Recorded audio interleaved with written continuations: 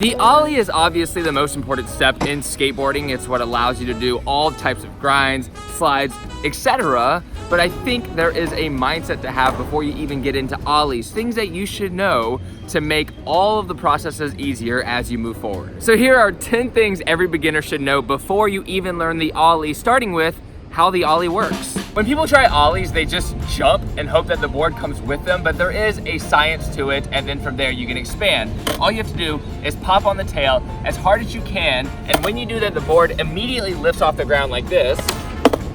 And as it's lifting off the ground, you slide your front foot forward, and when you hit the nose, as it's in the air, you slide your foot forward, the back has to come up, because this is all happening in one motion, and that's how you get into the air. This is definitely not an ollie trick tip video, it's just explaining how it works, and that's important to know before trying it. Number 2 is learn how to push without looking down at the skateboard. To learn any trick, it's really important to be comfortable on your skateboard, comfortable riding, pushing, going backwards, forwards. That makes the whole process of learning tricks easier, and that's the goal that I set for myself back in the day.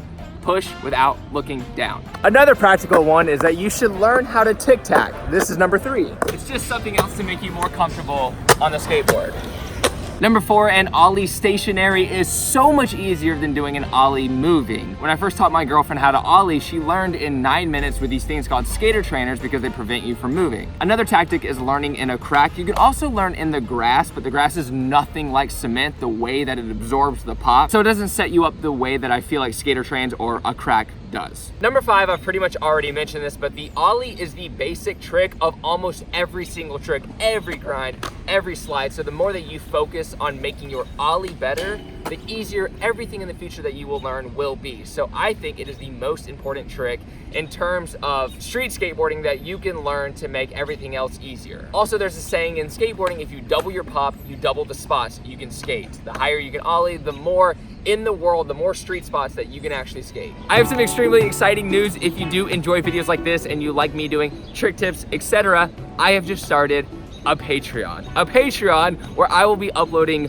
1 video a week for beginner skateboarders. How to expand in your skateboarding, all of the things that I've learned thus far in this world. A lot of people will ask for me to do trick tips, and this is finally my outlet. If you're not familiar with Patreon, it's a way where the people out there watching can actually support my content and become the producers of the content by supporting me financially. And there are 3 different tiers. In this case, there's a $5 tier, a $10 tier, and a $15 tier. For $5, you'll be getting the monthly podcast. It'll be at least an hour long of me just talking about everything that I'm working on, all the creativity, all the skateboarding, and anything that I know about the culture or learned about the culture in that month that I feel like is worth sharing. With the $10 tier, that's where you'll have access to all of the tutorials every single week coming out. And there's already 5 videos on the Patreon right now, including a condensed version of the video you're watching. So if you want all of those videos now, you can just go to Patreon. And then with the $15 tier, that's when we get very personal. I'll do a live Q&A answering all of the questions that people have in that tier about their actual personal adventure in skateboarding, their personal journey so far. I will be taking that time to answer all of their questions. But after 18 years of skateboarding and 3 years of being a professional, 100 million views on YouTube, and over 1,000 videos, I feel like it's time that I finally do something like this. So I am beyond excited. I've had a lot of friends as well be like, yo, you should do this. And a lot of people advise this, but I've been like, writing it off until now. The content on this channel will remain the same, 2 to 3 videos every single week. It's just an add-on to the people who want to watch more content. Number 6 is very practical and odd, but you should be able to drag your tail. It's not something you want to do in skateboarding because it deteriorates your board extremely fast, but it is the beginning process of an ollie to smack your tail on the ground. So learn how to put your tail comfortably on the ground and put your wheels back down without falling. Now, number 7 to 10 is advice I wish I would have known before actually getting into skateboarding. Number 7 is obvious, but there's an actual science to it, but skaters learn at much different rates, especially depending on the trick.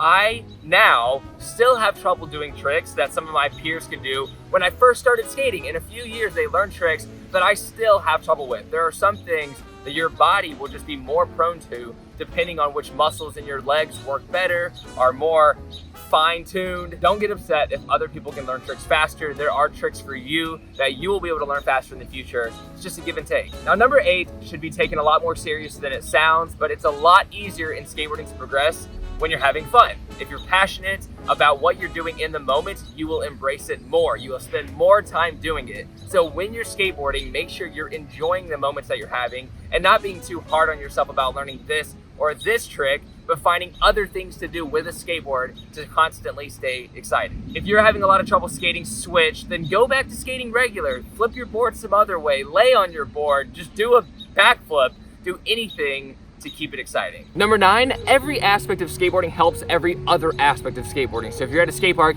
skating transition, but you're like, I want to be a street skater, I want to skate handrails, ledges, etc. All of that feeds into everything else. The most important thing with a skateboard in expanding is the amount of time that you actually spend on the skateboard. I notice when I skate transition, for me, it's really scary. So overcoming that fear and spending time doing something constantly where my heart's beating super fast, it makes skating in the streets way less scary. When I get to a skate park, handrails and stair sets don't seem near as scary. So remember, it's never wasting time when you build up your skill level on any other thing at the skate park. It all feeds into each other. And number 10, for some reason, I've noticed in this world, people are shocked when they step on a skateboard and get hurt. You will probably get hurt a lot. It's important to be confident on a skateboard moving forward, but don't step on a board thinking that it's not going to toss you onto the pavement. A lot of people who skate break bones, they get concussions, they bleed a lot. It is a dangerous sport, hobby, activity, whatever. So if you're not a skater, don't step on a skateboard while you're drunk thinking that you're magically gonna be Tony Hawk. You're gonna get hurt. So it's important to fine tune as you move forward. Make sure that you're safe at first. I would say wear a helmet if you're starting off skateboarding for sure. Maybe some elbow pads because people like to put their elbows down when they fall sideways. Just try to move forward at your own pace and understand what might happen if you fall, what might happen if you slip out. And the more that you fall, the more comfortable you'll get with falling, and it'll be all okay. A lot of people said they quit skating because they didn't have any hand-eye coordination and they would fall and get hurt. Everyone who gets good at skating falls and gets hurt.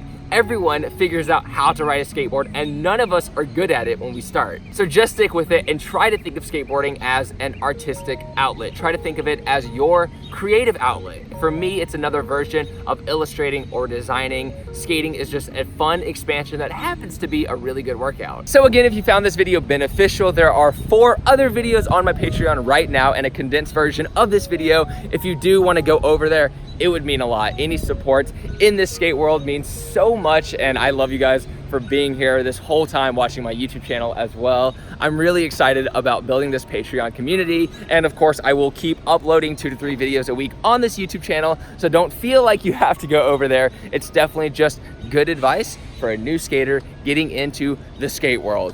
Human beings, I love you so much. Progress daily and keep killing it!